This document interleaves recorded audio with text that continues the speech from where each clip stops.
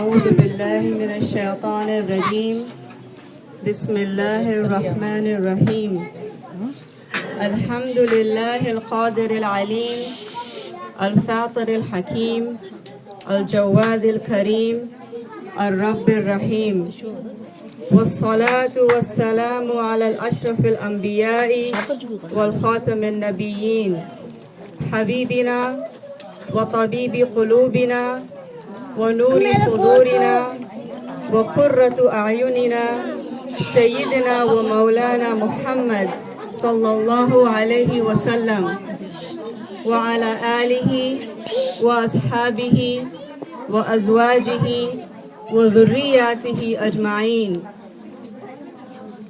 ومن تبعهم بإحسان إلى يوم الدين أما بعد الصلاة والسلام عليك يا رسول الله الصلاة والسلام عليك يا حبيب الله الصلاة والسلام عليك يا نور الله الصلاة والسلام عليك يا محمد رسول الله صلی اللہ علیہ وسلم. معزز سامعین کرام، Islamic educational and cultural research centre USA اور کینیڈا اور ہمارے فاؤنڈنگ ڈائریکٹر پروفیسر ڈاکٹر محمد احمد قادری دامت برکاتہ عالیہ کی جانب سے آپ سب کو بہت بہت السلام علیکم ورحمۃ اللہ تعالی وبرکاتہ. میں تہہ دل سے بہت ممنون و مشکور ہوں ہماری بہن شازمین حسین کی، جنہوں نے بڑے محبتوں کے ساتھ مجھے اس بابرکت محفل میں دعوت دیا، اور بہت قابل مبارکباد ہیں ہمارے انکل جناب الطاف شکور صاحب، جناب عبدالشکور صاحب، جناب محمد ستار صاحب اور تمام دیگر دارالعلوم اور دیویلس کے کارکنان، جنہوں نے بڑی محبتوں اور بڑی محنتوں کے ساتھ اس ادارے کو اس دیار غیر میں بڑی کوششوں کے ساتھ ایک تناور درخت بنایا ہے. اللہ پاک سے دعا ہے کہ اللہ پاک ان کی کوششوں کو بہت بہت قبول فرمائے اور اس میں بہت بہت برکت عطا فرمائے. آج بہت ہی خوشی کا دن ہے، الحمدللہ آپ سب کو بہت بہت مبارک ہو. جس پاک ہستی تاجدار مدینہ حضرت محمد مصطفیٰ صلی اللہ علیہ وآلہ وسلم، جن پر ہماری کروڑوں جان نثار ہیں، ان کے منہ مبارک صلی اللہ علیہ وآلہ وسلم کی آج زیارت نصیب ہوئی. ایک مومن کے لیے اس سے بڑا تحفہ ہو ہی نہیں سکتا کہ جیتی جاگتی آنکھوں سے وہ پر نور اوضاع دیکھنے کا موقع مل سکے جس کے بارے میں حدیث پاک میں ہے. میں آپ کے سامنے آج چند قرآن پاک سے حوالے پیش کرنا چاہوں گی اور چند بخاری شریف اور مسلم شریف کے حوالے دینا چاہوں گی، جس سے یہ بات واضح ہو جائے گی مکمل طور پر کہ یہ زیارت، یہ موئے مبارک اتنا بڑا تحفہ ہے، اتنا بڑا برکت کا باعث ہے کہ ہم اس کا اندازہ بھی نہیں لگا سکتے. بہت ضروری ہے آج کے اس دور میں، تاریخ کے اس حصے میں، کہ ہم بحیثیت مسلمان، بحیثیت مومن، ان تمام علوم اور تمام چیزوں سے ہم آشنا ہو جائیں، ہمیں پتہ چل جائے کہ ہمارا دین کیا کہتا ہے، اپنے نبی پاک صلی اللہ علیہ وآلہ وسلم کے حوالے سے ہمارا دین کیا کہتا ہے. آئے ہم ملاحظہ فرمائیں قرآن پاک کا. قرآن پاک میں سورہ بقرہ میں آیت نمبر 248 اس میں اللہ تعالی ذکر فرماتا ہے تابوت سکینہ کا. یہ وہ صندوق تھا جو حضرت آدم علیہ السلام کو اللہ تعالیٰ کی طرف سے نازل ہوا. میں آپ کو بتا رہی ہوں تفسیر بہت ہی معتبر اور مشہور تفسیر روح البیان، جو آج سے 350 سال پہلے مولانا اسماعیل حقی رحمۃ اللہ تعالیٰ علیہ نے تصنیف فرمائی. اور اس تفسیر سے میں آپ کو بتانا چاہوں گی اس تابوت سکینہ کے حوالے سے. یہ تابوت سکینہ حضرت آدم علیہ السلام کو اللہ تعالیٰ کی طرف سے نازل ہوا. इस ताबूत कहते हैं सिंदूक को, ये लकड़ी का एक सिंदूक था। ये सिंदूक बतौर विरासत तमाम अंबिया कराम और औलाद आदम सल्लल्लाहु अलैहि वसल्लम से होता हुआ हज़रत मूसा अलैहिस्सलाम के पास पहुंचा। It was a wooden box and it reached हज़रत मूसा अलैहिस्सलाम। तो हज़रत मूसा अलैहिस्सलाम ने इस ताबूत सकीना में अपने तौरात शरीफ के कुछ तख्तियाँ को रखना शुरू किया और अपने कुछ ख़ास उनके जो सामान थे उन्होंने इस ताबूत सकीना में रखना शुरू कर दिया। जब बनी इसराइल जो हज़रत याकूब अलैहिस्सलाम की औलाद थी, जब उनको कोई भी परेशानी आती, जब भी वो कुफ़ार के साथ जिहाद में जाते, तो इस ताबूत सकीना को, इस सिंदूक को, इस बॉक्स को वो अपने सामने रखते, तो उन्हें कुफ़ार के खिलाफ हमेशा फतह हासिल होती थी। जब भी उनको कोई परेशानी आती तो उस सिंदूक के वसीले से वो दुआ फरमाया करते थे, तो उनकी दुआएं कबूल हो जाती थी। जब उनके बीच कोई इख्तलाफात होते थे तो बाकायदा उस ताबूत सकीना को वो अपने सामने रख करके उस ताबूत सकीना से उनको आवाज़ आती थी कि आप इस तरह का फैसला लें या इस तरह का फैसला लें। तो पता ये चला कि जब तक बनी इसराइल ने इस ताबूत सकीना की कदर की, जब तक इसे अल्लाह ताला तक पहुंचने का वसीला बनाया, तब तक उन्हें फतह हासिल होती रही। लेकिन हुआ ऐसा कि बनी इसराइल जब गुनाहों में मुब्तला हो गए, जब बहुत ही इस्यान करने लगे, तो एक कौम थी, कौम इमालका, और मैं आपको याद दिलाती चलूँ, मैं आपको रूहुल बयान से तफसीर बता रही हूँ। एक कौम थी कौम इमालका जो कुफ़ार की कौम थी। उस कौम को अल्लाह ताला ने बनी इसराइल के लिए हलाकत का बाइस बना दिया। क्यों? क्योंकि बनी इसराइल गुनाहों में मुब्तला हो चुके थे। जो तौरात शरीफ उनको बताती थी उससे वो उन्होंने मुंह फेर लिया था। तो अल्लाह ताला ने कुफ़ार कौम को उनके ऊपर हावी कर दिया। उस कुफ़ार कौम ने आकर के बनी इसराइल के कम से कम 5 कबीलों को, 5 शहरों को बिल्कुल हलाक कर दिया। और ये हुआ कि जो ताबूत सकीना था उसको भी वो उठा कर ले गए। लेकिन वो कुफ़ार कौम थी, उनको बिल्कुल भी अंदाज़ा नहीं था कि ताबूत सकीना क्या है।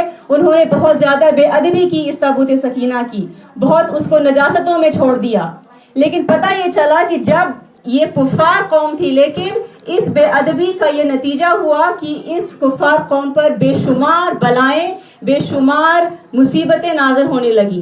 लेकिन कुफ़ार कौम होने के बावजूद उनको अंदाज़ा हो गया कि उनके ऊपर जो परेशानियां आ रही थी वो इस ताबूत सकीना की बेअदबी की वजह से आ रही थी। तो उन्होंने ऐसा किया कि उस ताबूत सकीना को बैलगाड़ी पर रख करके बनी इसराइल के हवाले कर दिया। तो जब बनी इसराइल के हवाले कर दिया, उसके बाद उसकी तफसीर में बताया जाता है कि जो उस वक्त की बनी इसराइल की कौम थी, उनको जो उनके नबी थे हज़रत शमूएल अलैहिस्सलाम, उन्होंने एक बादशाह थे, उस बादशाह को अपने बनी इसराइल के कौम पर बादशाहत दी थी। लेकिन जो बनी इसराइल थे उस बादशाह को कबूल नहीं फरमाना चाह रहे थे और उनका कहना यह था कि हम तब तक कबूल नहीं करेंगे तब तक कि ताबूत सकीना हम पर नाजिल ना हो जाए। और अल्लाह ताला ने उस ताबूत सकीना को 4 मलाइकों के कंधों पर रख करके वापस बनी इसराइल के पास भिजवा दिया। तो पता ये चला, इस बात बताने का मकसद ये था कि जब तक कौम ने अल्लाह की दी हुई चीज़ों की, जो अल्लाह के रसूल से निस्बत रखती थी, जब तक उसकी कदर की, तब तक वो कौम फलाह पाती गई, तब तक उस कौम को फतह हासिल हो गई। जब उस कौम ने उस अल्लाह की दी हुई बरकतों को ठुकराया, उसकी बेअदबी की, तो उन पर बलाएं नाज़िल शुरू होना हो गई। तो हमारे बताने का मकसद ये है कि आज मुए मुबारक सल्लल्लाहु अलैहि वसल्लम की क्या बात, ये तो ताबूत सकीना में मैं आपको बताती चलूँ इसमें क्या था। इसमें हज़रत मूसा अलैहिस्सलाम का असा था, इसमें हज़रत मूसा अलैहिस्सलाम की जूतियाँ मुबारक थी, इसमें हज़रत हारून अलैहिस्सलाम का अमामा मुबारक था, इसमें हज़रत सुलेमान अलैहिस्सलाम की अंगूठी मुबारक थी, इसमें मन और सलवा था, इसमें ये चीज़ें थी जिनको अल्लाह के महबूब बंदों से निस्बत थी। तो पता ये चला कि जिन चीज़ों को अल्लाह ताला के महबूब बंदों से निस्बत हो जाती है तो वो चीज़ें अल्लाह ताला तक पहुँचने का ज़रिया बन जाती हैं, वो चीज़ें अल्लाह ताला के लिए वसीला बन जाती हैं। तो ये जो मुए मुबारक है, ये किनके पुरनूर जिस्म का हिस्सा है? हमने तो बात की मूसा अलैहिस्सलाम की चीज़ों की, हमने बात की हारून अलैहिस्सलाम की चीज़ों की, हमने बात की सुलेमान अलैहिस्सलाम की चीज़ों की। तो ये तो तमाम अंबिया कराम के इमाम हैं और ये इनसे कोई अलग सी चीज नहीं थी, ये इनका कपड़ा मुबारक नहीं है, ये इनका अमामा मुबारक नहीं है, ये इनके पुरनूर जिस्म का एक पुरनूर हिस्सा है जो अल्लाह ताला का बहुत करम और फजल है कि हम गुनहगारों तक 1400 साल बाद भी मौजूद है। एक नहीं, दो नहीं, न जाने कितने घरों में अल्लाह ताला ने ये बरकत अता फरमाई है। मैं आपको बताती चलूं, आज के दौर में जो लोग इस नेमत से मुंह मोड़ते हैं, जो कुफरान नेमत करते हैं, उनको यह बात बताती चलें कि बुखारी शरीफ की हदीस है, बुखारी शरीफ की हदीस है, वाक़या है सुलह हुदैबिया। आपके इल्म में होगा कि कुफार और मुसलमान के बीच कई सुलह हुआ करती थी, उसमें बहुत ही मशहूर सुलह हुदैबिया। उस दौरान जो कुफार थे, जो कुरैश कुफार थे, उन्होंने मुसलमानों के पास अपना एक बंदा भेजा। जब वो बंदा वहां पर गया तो उसने ये देखा कि नबी पाक सल्लल्लाहु अलैहि वसल्लम जब वुजू फरमाया करते थे, उनका जो वुजू का पानी बचता था तो सहाबा किराम जो उनके इर्द गिर्द होते थे वो उस वुजू के पानी के लिए दौड़ते थे कि किसको मिल जाए वो पानी। जब नबी पाक सल्लल्लाहु अलैहि वसल्लम का लुआब दहन, जिसको हम सलाइवा कहते हैं, अगर उनके हाथ में आ जाता तो उस लुआब दहन को अपने चेहरों पर मलते थे, अपने जिस्मों पर मलते थे। और जब नबी पाक सल्लल्लाहु अलैहि वसल्लम का मुंह मुबारक कुदरतन अगर उनके जिस्म से गिर जाता तो सहाबा किराम दौड़ते थे कि किसके हाथ में वो मुंह मुबारक आ जाए। तो पता ये चला कि सुभान अल्लाह, मैं बताती चलो ये बुखारी शरीफ की हदीस है। आज के दौर में जो लोग हदीस के मुनकरीन हैं उनको ये भी पता चल जाए कि हम उन्हीं हवालों से उनको बताना चाह रहे हैं जो कुरान पाक है और सहाय सित्ता है। जबकि अहले सुन्नत का तो अकीदा है कि अल्हम्दुलिल्लाह कुरान पाक और सहाय सित्ता की आगे भी बहुत सारी ऐसी किताबें हैं जो हमारे उलमा ने हमने पढ़ाई हैं, जो भी सही हैं, लेकिन क्योंकि हम ऐसे मौक़े पर तारीख में पहुंच चुके हैं जहां पर इख्तलाफात इतनी हद तक आ चुकी हैं कि सिर्फ कुरान और सहाय सित्ता पर ही लोग इत्तफाक करते हैं। तो कोई बात नहीं, अल्लाह का लाख लाख शुक्र है कि अल्लाह पाक ने हमें उसी कुरान पाक से और उसी सहाय सित्ता के हवालों से ऐसे ऐसे दलाइल पेश कर दिए हैं कि जो अहले सुन्नत के जो अकायद हैं वो तमाम दर तमाम प्रूफ हो जाते हैं। तो बुखारी शरीफ की हदीस तो मैंने आपको बता दी। अब मैं आगे बताती चलूं कि एक तो होता है कि कुदरतन नबी पाक सल्लल्लाहु अलैहि वसल्लम के जिस्म मुबारक से मुंह मुबारक जब गिरता था तो सहाबा किराम उसके लिए दौड़ते थे। अब आप आगे सुने, मुस्लिम शरीफ की हदीस है, जब नबी पाक सल्लल्लाहु अलैहि वसल्लम मिना से लौटे, जमरात पर कंकड़ियां मारी, कुर्बानी अदा की, तो उन्होंने क्या किया, उन्होंने जो नाई था जिसको बार्बर कहते हैं उसको हुक्म दिया कि तुम मेरे दाहिने हिस्से से बाल उतारो, फिर उसको हुक्म दिया कि मेरे बाएं हिस्से से बाल उतारो। और उन्होंने क्या किया उस बाल के साथ, उन्होंने सहाबा किराम को तकसीम किया। ये मुस्लिम शरीफ की हदीस है। अब आप मुझे बताएं कि नबी पाक सल्लल्लाहु अलैहि वसल्लम अपना मुंह मुबारक क्यों तकसीम करते थे। नबी पाक सल्लल्लाहु अलैहि वसल्लम का हर अमल, उनका हर कौल, उनका हर हाल अल्लाह ताला का इशारा था। अल्लाह ताला कुरान पाक में फरमाता है कि मा यंतिकु अनिल हवा इन हुवा इल्ला वह्यु यूहा, यानी कि उनकी जितनी भी बातें थी, चाहे वो जुबान से कहते थे या वो अमल से करते थे, वो सब अल्लाह ताला की तरफ से था, उनकी तरफ से कुछ भी नहीं था। तो आप मुझे बताएं कि मुस्लिम शरीफ की हदीस है, नबी पाक सल्लल्लाहु अलैहि वसल्लम अपना मुंह मुबारक खुद तकसीम कर रहे हैं सहाबा किराम को, और ये वही मुंह मुबारक है जो हम तक आकर के पहुंचा है, अल्हम्दुलिल्लाह। तो बात सोचने की ये है कि क्यों तकसीम करते थे।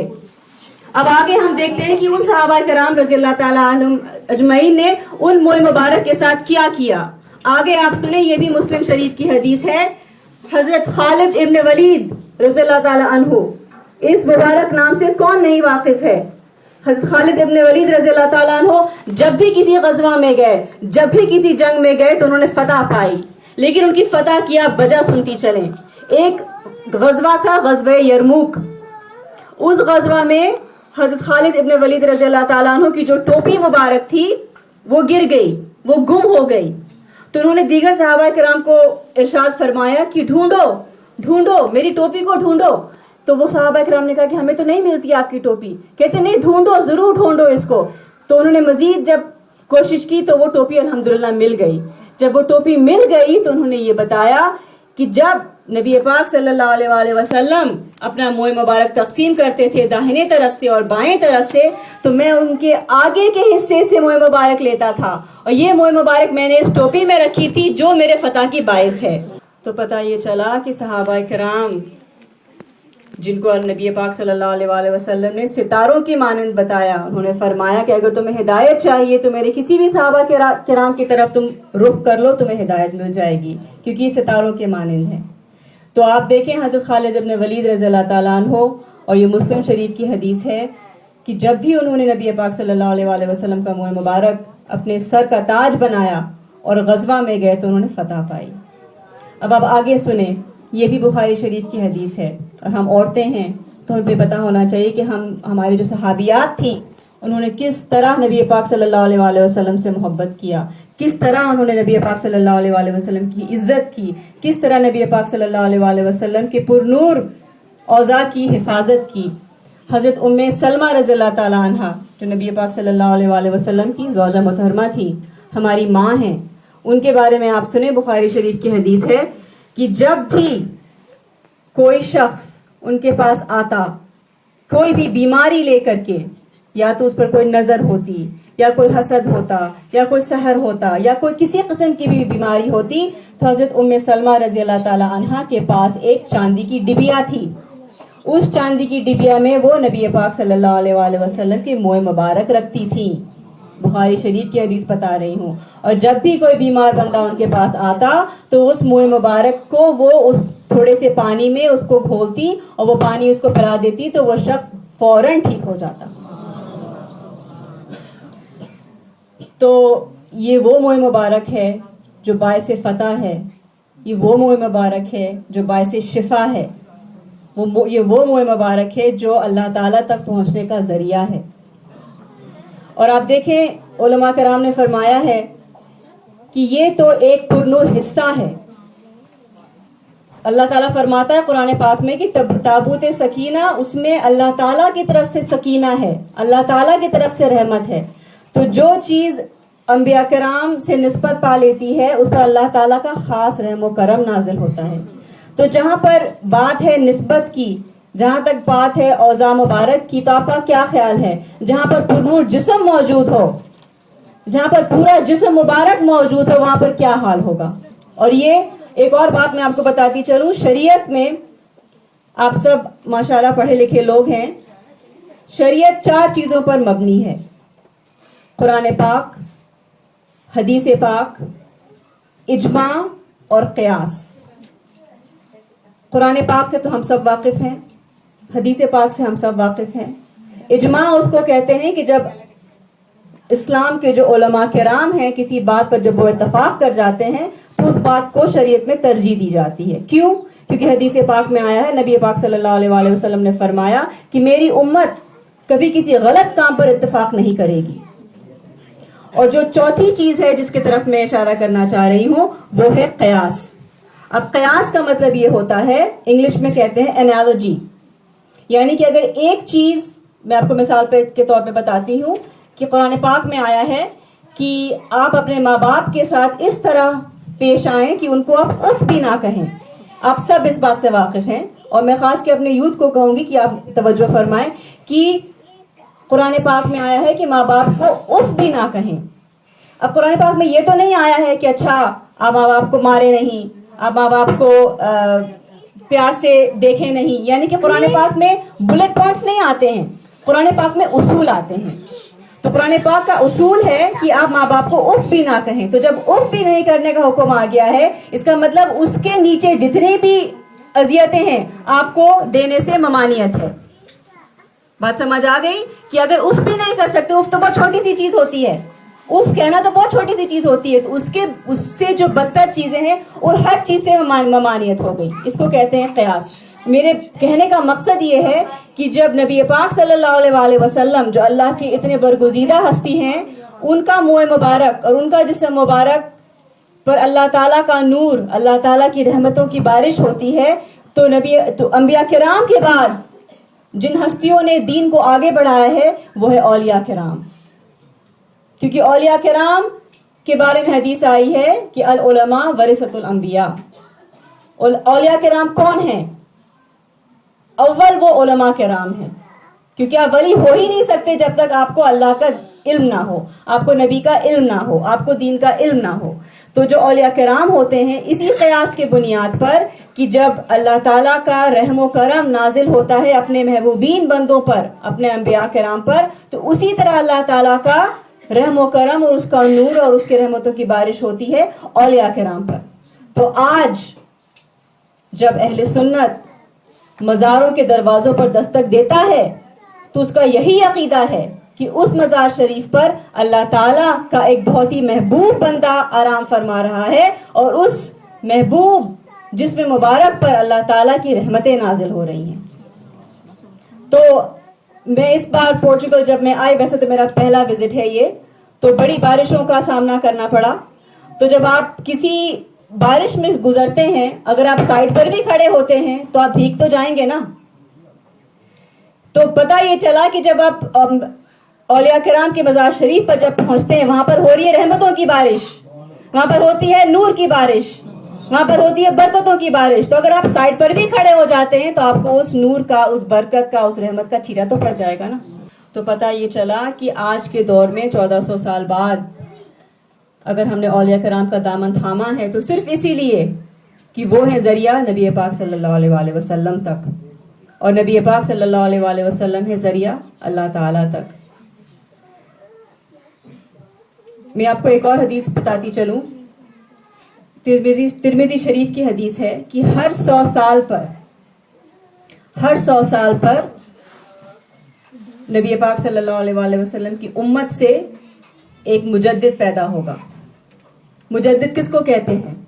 مجدد اس کو کہتے ہیں جو کسی بھی شے کو جدید درجہ دے دے، یعنی کسی شے کو رینیو کر دے، اس کو نیا بنا دے. اس کا مطلب یہ نہیں کہ اس میں کوئی نئی چیز ڈال دے، نعوذ باللہ من ذالک، کوئی بدعت کی طرف اشارہ نہیں ہے. لیکن بات یہ ہے کہ اگر کوئی گھر ہے، آپ ایک مثال لے لیں، ہمارا گھر ہوتا ہے، ہم اس کی صفائی روز کرتے ہیں، روز تو نہیں، ہفتے میں ایک دن تو کر ہی لیتے ہیں. اگر نہ کریں تو اس کے اوپر کتنی گرد جم جائے گی. میں بحرین سے آئی ہوں، مجھے پتا ہے وہاں کتنی گرد اڑتی ہے. اگر آپ ڈسٹنگ نہ کریں تو آپ کو بہت پرابلم ہو جائے گی. تو مجدد کا بھی مقصد یہی ہوتا ہے کہ وہ آتا ہے ہر 100 سال پر اور دین کے اوپر جو گرد جم جاتی ہے اس کو وہ ہٹا دیتا ہے. اس پہ کوئی نیا روم نہیں بناتا، گھر میں کوئی نئی چیز نہیں لاتا، لیکن جو گندگی جم جاتی ہے لوگوں کے خیالات کی وجہ سے، دور کے جو مسائل ہیں ان کی وجہ سے، ان چیزوں کو ہٹا کر کے اسی قرآن اور اسی حدیث کی روشنی میں جو نئے مسئلے مسائل پیش آتے رہتے ہیں، ان مسئلے مسائل کا حل وہ بتا دیتا ہے. کیونکہ نبی پاک صلی اللہ علیہ وآلہ وسلم نے خطبۃ الوداع میں فرما دیا تھا کہ تم قرآن اور میری سنت، ان دو چیزوں کو پکڑے رہو گے تو تم گمراہ نہیں ہوگے. اب اللہ کا لاکھ لاکھ شکر ہے کہ قرآن پاک سے تو ہماری سب کی نسبت ہے، لیکن نبی پاک صلی اللہ علیہ وآلہ وسلم کی جو سنت مبارک ہے، اس پر میں تھوڑی سی گفتگو کرنا چاہوں گی. کیونکہ سنت مبارک کی بات تو الحمدللہ جتنے بھی مسلمان ہیں ہم سب کرتے ہیں، لیکن بات یہ ہے کہ سنت پر عمل کیا کیسے جائے، صحیح طرح سے سنت پر عمل کیا کیسے جائے. تو پتہ یہ چلا کہ جب اللہ تعالیٰ قرآن پاک میں کہتا ہے کہ ان کنتم تحبون اللہ فاتبعونی، کہ اگر تم مجھ سے محبت کرتے ہو، اللہ تعالیٰ فرماتا ہے کہ جب تم مجھ سے محبت کرتے ہو تو تم نبی پاک صلی اللہ علیہ وآلہ وسلم کی اتباع کرو. اب اتباع کس چیز کا نام ہے؟ آج کے دور میں ہم دیکھیں ہم کس کی اتباع کرتے ہیں.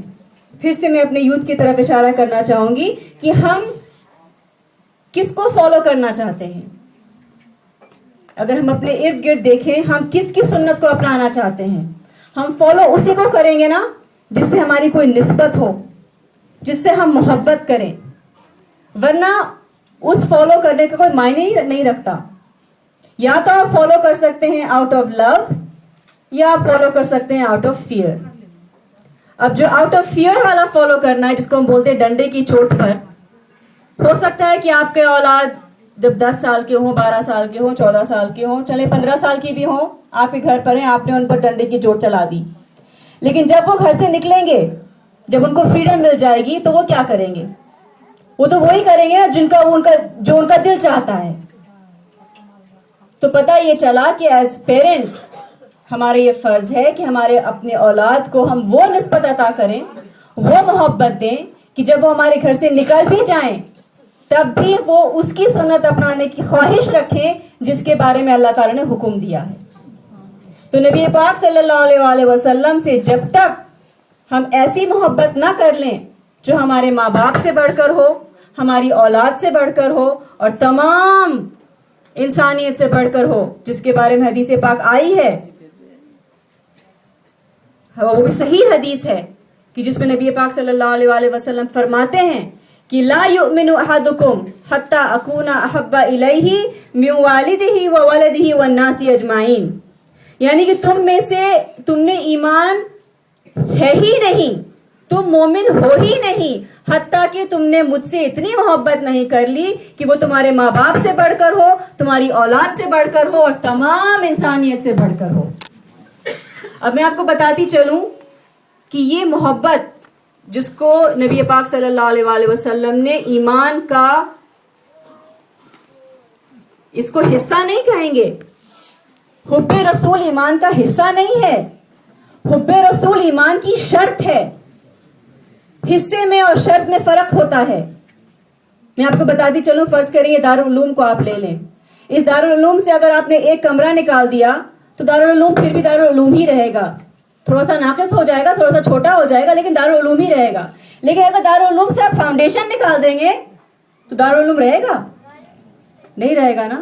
تو بات یہی ہے, کیونکہ اور بھی احادیث ہیں, عورتوں کے حوالے سے بتاتی چلوں کہ حیا بھی ایمان کا حصہ ہے, لیکن حیا ایمان کا وہ حصہ ہے کہ اگر کس میں حیا نہ ہو تو وہ اس کا ایمان ناقص ہے, اس کا ایمان ختم نہیں ہو جاتا. لیکن حب رسول ایک ایسی شے ہے کہ اگر ایک انسان میں حب رسول نہ ہو تو اس کا ایمان ہے ہی نہیں. تو آپ مجھے بتائیں کہ آج کے دور میں اگر ہم نبی پاک صلی اللہ علیہ وسلم کی بات ہی نہ کریں, ہم نبی پاک صلی اللہ علیہ وسلم کا جشن نہ منائیں, ہم میلاد شریف نہ منائیں, ہم ان مبارک کی زیارت نہ کریں, ہم ان کی بات کریں ہی نہیں, تو ہمارے بچوں کو پتہ کہاں سے چلے گا کہ نبی پاک صلی اللہ علیہ وسلم کون ہیں؟ اور جب تک آپ کو ان کے بارے میں علم نہیں ہوگا تو آپ کو محبت کہاں سے آئے گی؟ محبت تبھی آتی ہے نا جب آپ کو کسی شخص کے بارے میں علم ہو کہ کس طرح جب نبی پاک صلی اللہ علیہ وسلم اس دنیا میں تشریف لائے. میں آپ کو بتاتی چلو, ابن اسحاق رضی اللہ تعالیٰ عنہ کی بہت معتبر روایت ہے, اور ابن اسحاق ایسی ایک کتاب ہے جس کو سبھی مانتے ہیں. اس میں فرمایا گیا ہے کہ جب نبی پاک صلی اللہ علیہ وسلم کی ولادت شریف ہوئی تو وہ سجدے میں گر گئے. انہوں نے اپنی انگلی مبارک کو اللہ تعالیٰ کی طرف اٹھا کر کہا, لا الہ الا اللہ ربی حب لی امتی. تو جس نبی نے پیدا ہوتے کے ساتھ اپنی امت کے لیے دعا فرمائی ہو, جس نبی نے راتوں کو جاگ جاگ کر کے رو رو کر کے امت کے لیے دعائیں کی ہو, کیوں دعا کی ہو؟ کیا ان کو دعا کی ضرورت تھی؟ کیا ان کو رونے کی ضرورت تھی؟ وہ تو معصوم ہیں, ہر نبی معصوم ہوتا ہے. اللہ تعالیٰ نے ان سے تمام گناہوں کا راستہ ہی الگ کر دیا. ان کو تو وہ تو گناہ کرنا آتا ہی نہیں ان کو, کیونکہ وہ اللہ کے رضا میں اور اللہ کی اتباع میں ان کا لمحہ لمحہ گزرتا ہے. تو کیوں روتے تھے وہ؟ آپ کے لیے اور ہمارے لیے روتے تھے وہ, اپنی امت کی مغفرت کے لیے روتے تھے وہ. اور جب نبی پاک صلی اللہ علیہ وسلم, ایک اور میں آپ کو بتاتی چلوں بہت ہی خوبصورت روایت, اور یہ بہت ہی خوبصورت کتاب ہے الشفا قاضی ایاز رحمۃ اللہ تعالیٰ علیہ کی. اس میں بتایا ہے کہ جب نبی پاک صلی اللہ علیہ وسلم سکرات سے گزر رہے تھے, جو بہت ہی کٹھن وقت ہوتا ہے, تو نبی پاک صلی اللہ علیہ وسلم نے فرمایا تھا, یا اللہ میرے امت کی سکرات کی تکلیف تو مجھے دے دے. تو جس نبی نے اپنا لمحہ لمحہ حیات میں بھی ہمارے لیے دعائیں کی, حیات میں بھی ہمارے لیے روئے اور گڑ گڑائے, اور ابھی بھی آپ کا کیا خیال ہے جہاں پر ان کا منہ مبارک ہو, جہاں پر اللہ تعالیٰ کا رحم اور کرم نازل ہو رہا ہو, کیا ان کی توجہ نہیں ہوگی؟ جب ہم سچے دل سے ان کو یاد کریں گے, کیا ان کی توجہ ہمارے پر نہیں ہوگی؟ آپ کو بتاتی چلوں ایک حدیث, صحابہ اکرام رضوان اللہ تعالیٰ علیہ اجمعین نے پوچھا نبی پاک صلی اللہ علیہ وسلم سے کہ یا رسول اللہ, جب آپ تشریف لے جائیں گے ہم میں سے, یا جب آپ نہیں موجود ہوتے ہیں, تو جو لوگ آپ پر درود پڑھتے ہیں کیا وہ درود آپ تک پہنچتا ہے؟ تو نبی پاک صلی اللہ علیہ وسلم نے فرمایا کہ سنو, جو اہل محبت ہیں, جو مجھ سے محبت کرتے ہیں, جب وہ مجھ پر درود پڑھتے ہیں تو میں ان کا درود خود سنتا ہوں. اور جو عام لوگ ہوتے ہیں ان کا درود مجھ تک پہنچایا جاتا ہے. اور حدیث میں یہ بھی آیا ہے کہ جو محبت کرنے والے ان پر درود پڑھتے ہیں نبی پاک صلی اللہ علیہ وآلہ وسلم ان کو پہچانتے بھی ہیں. تو یہ ہم پر اللہ کا لاکھ فضل و کرم ہے کہ 1400 سال بعد ان کا پرنور جسم کا حصہ مبارک ہم گنہگاروں کے درمیان ہے. اللہ پاک ہمیں توفیق دے کہ یہ جو نعمت اس نے ہم کو عطا کی ہے اس سے ہم فیض یاب ہو سکیں. آج مسلمان امت شکار ہو چکی ہے, بہت ہی ضلالت کی شکار ہو چکی ہے. دیکھیں اسلام ہمیشہ عروج پر رہے گا, نبی پاک صلی اللہ علیہ وآلہ وسلم ہمیشہ عروج پر رہیں گے, لیکن مسلمان جب تک اللہ اور اس کے نبی کو اپنے زندگی میں فوقیت نہیں دیں گے تب تک ہم ضلالت کا شکار بنتے رہیں گے. آج ہر جگہ مسلمانوں پر وار ہو رہا ہے. کیوں؟ اسی لیے کہ جس طرح سے وہ تابوت سکینہ کو کی بے حرمتی کی گئی اور وہ تمام پریشانیوں کا باعث بن گیا, اسی طرح آج ہم نے نبی پاک صلی اللہ علیہ وآلہ وسلم کی حرمت کا دامن چھوڑ دیا ہے, ان کی عزت کا دامن چھوڑ دیا ہے, ان کی محبت کا دامن چھوڑ دیا ہے. محبت کی بات تو سب کرتے ہیں, سنت کی بات تو سب کرتے ہیں, لیکن اصل محبت وہ ہوتی ہے کہ جب نبی کا نام لیا جائے تو آنکھوں میں آنسو آ جائے.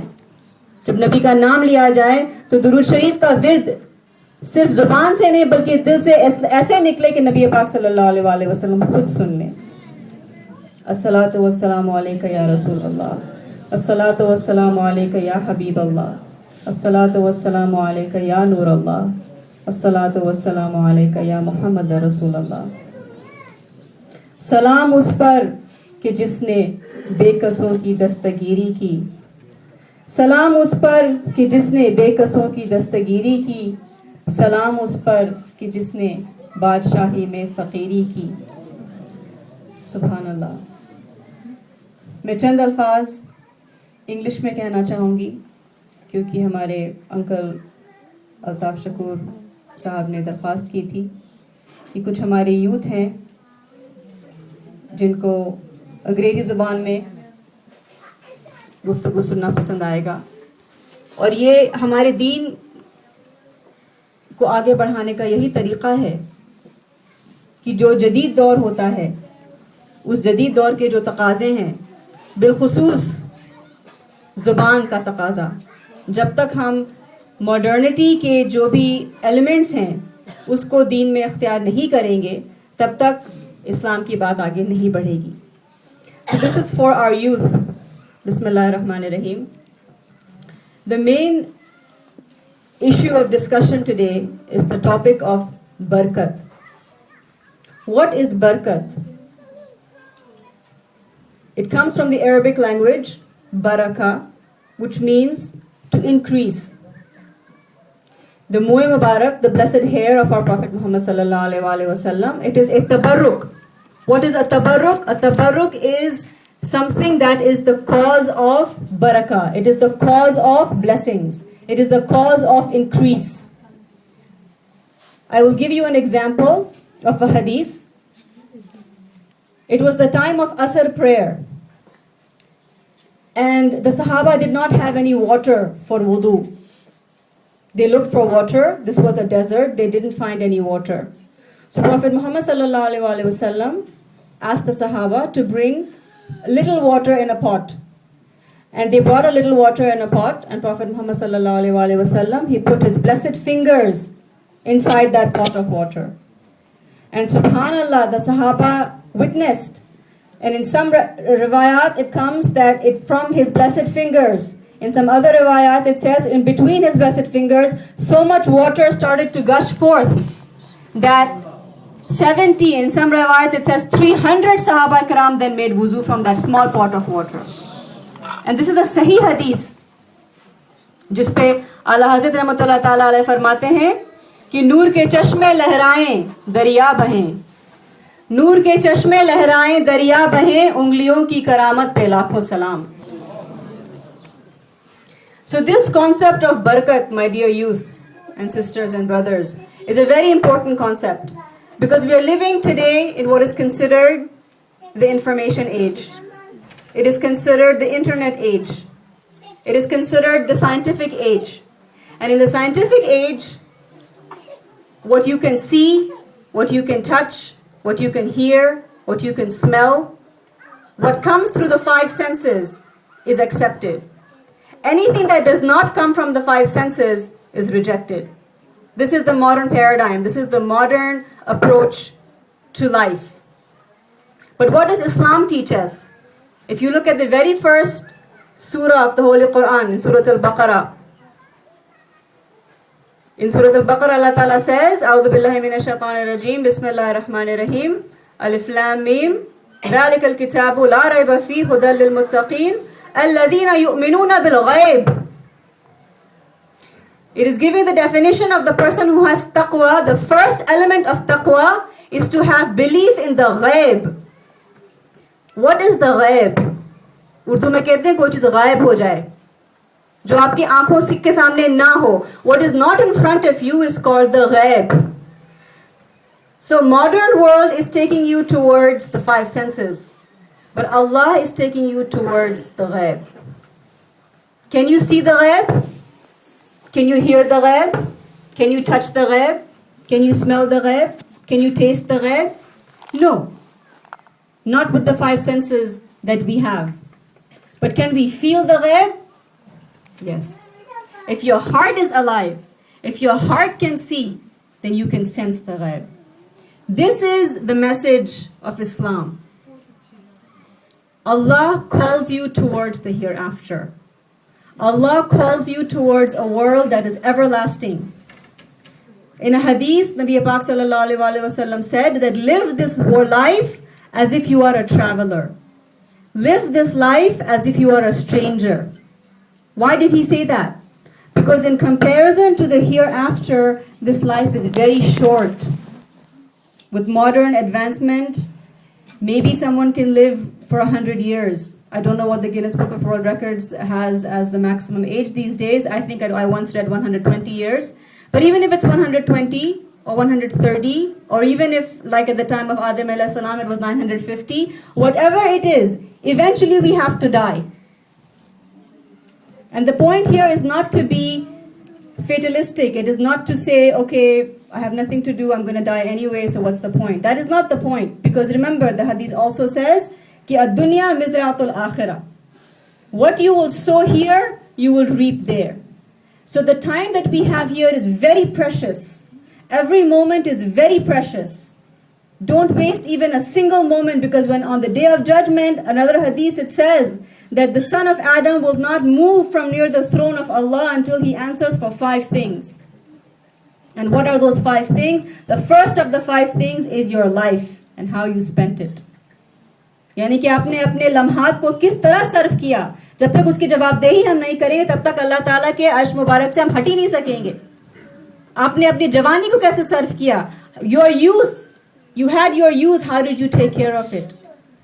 Your wealth, where did you earn it from? How did you spend it? So the point is towards the time. Every moment is precious. So we should take every moment to spend it in the furthering of this deen, in the obedience of Allah, in the obedience of Prophet Muhammad sallallahu alaihi wasallam. And that obedience is not possible. Obedience of Allah and His Prophet Muhammad sallallahu alaihi wasallam is impossible for a human being unless we love Prophet Muhammad sallallahu alaihi wasallam.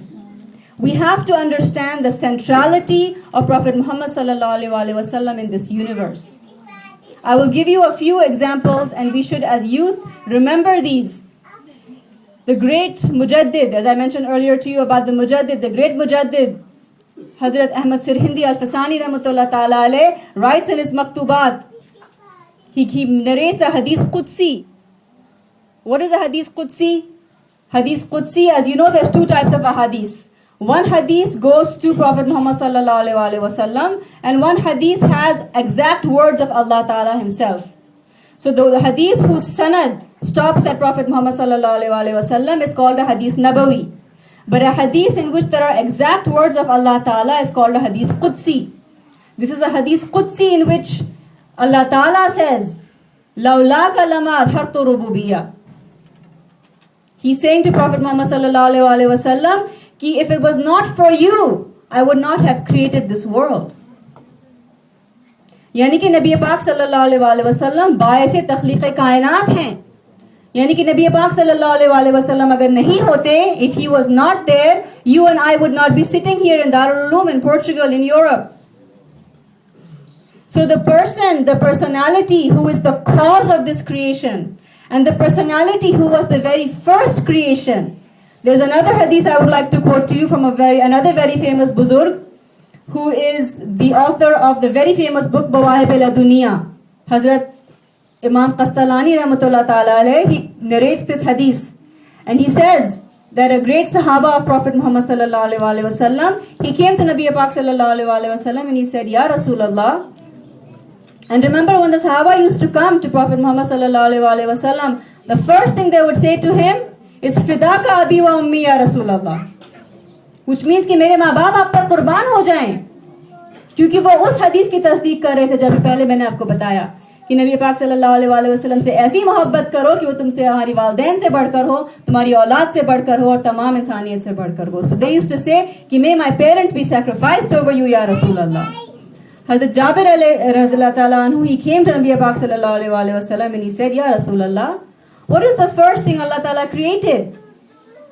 So Nabi Pak sallallahu alaihi wasallam replied, Ki ya Jabir, inna Allah khalaqa qabla al-ashyai nura nabiyyaka min nurihi.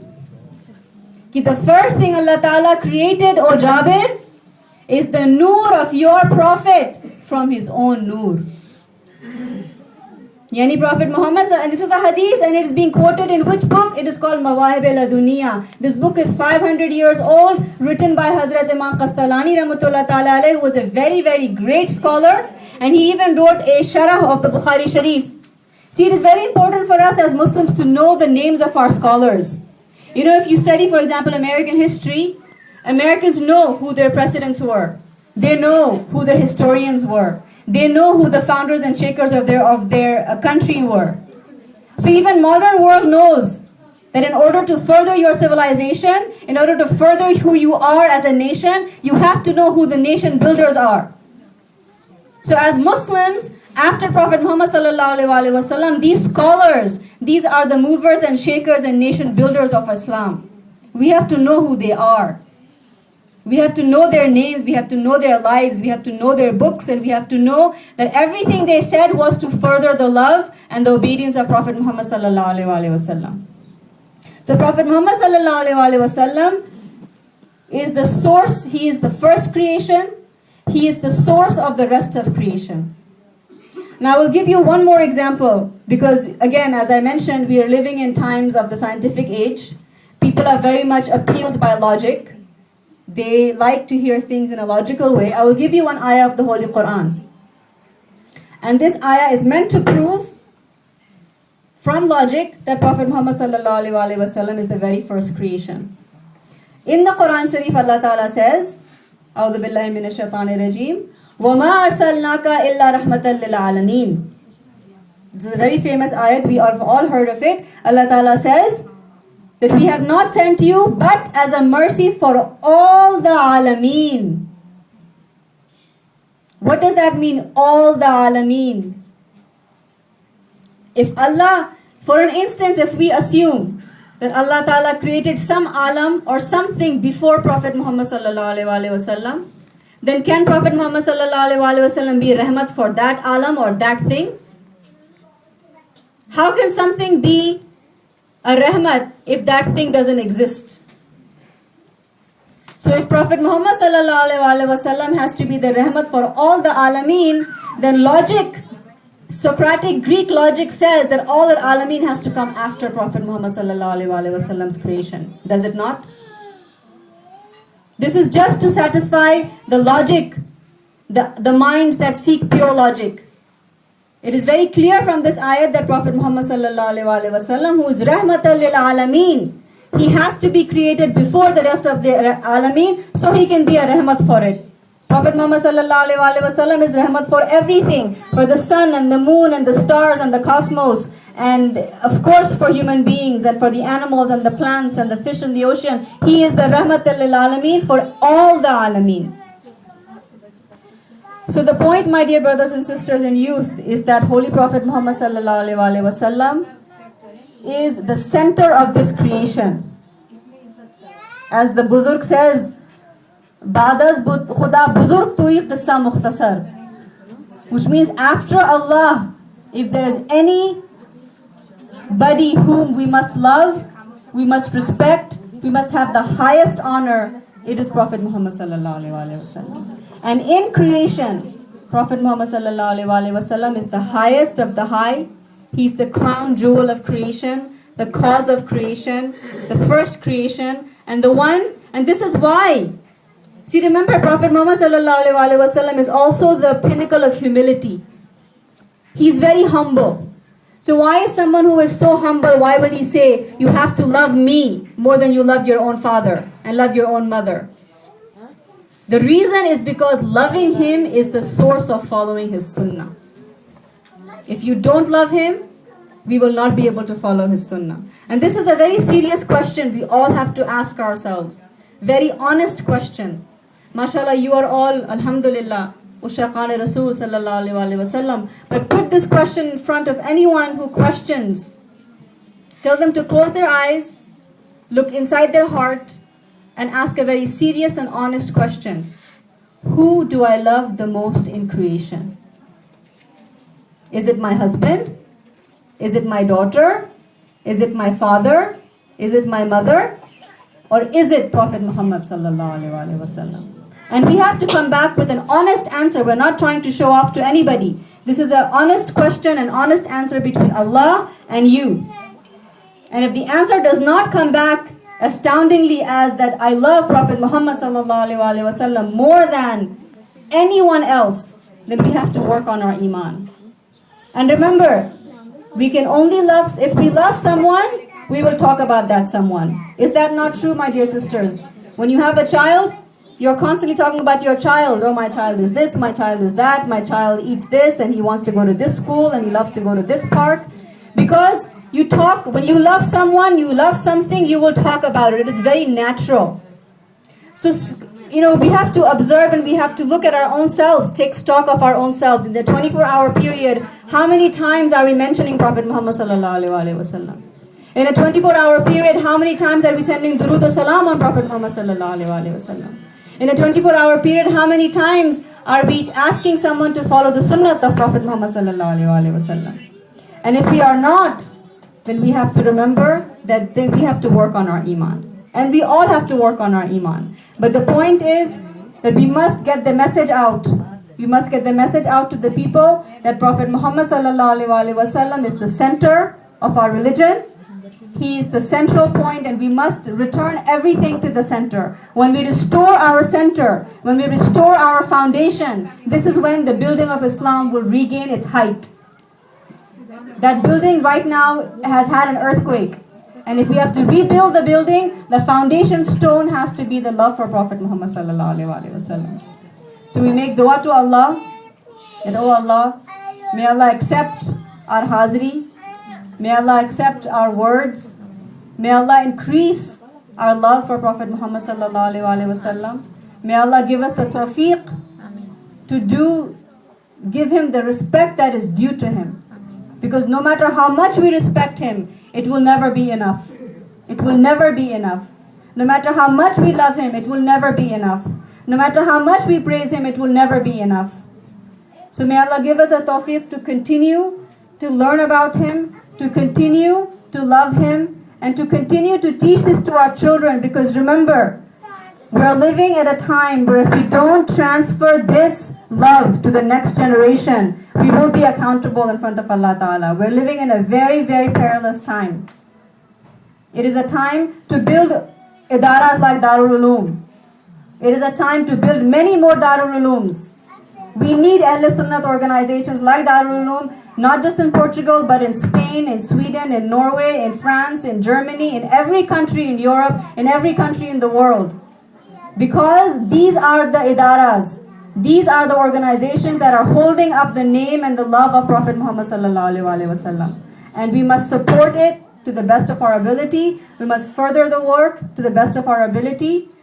So may Allah accept these words. May Allah forgive me for my mistakes. May Allah bless all of you. And may Allah accept our presence here. And may He give us the tawfiq to continue to serve our Prophet, to continue to serve Allah through the love of our Prophet.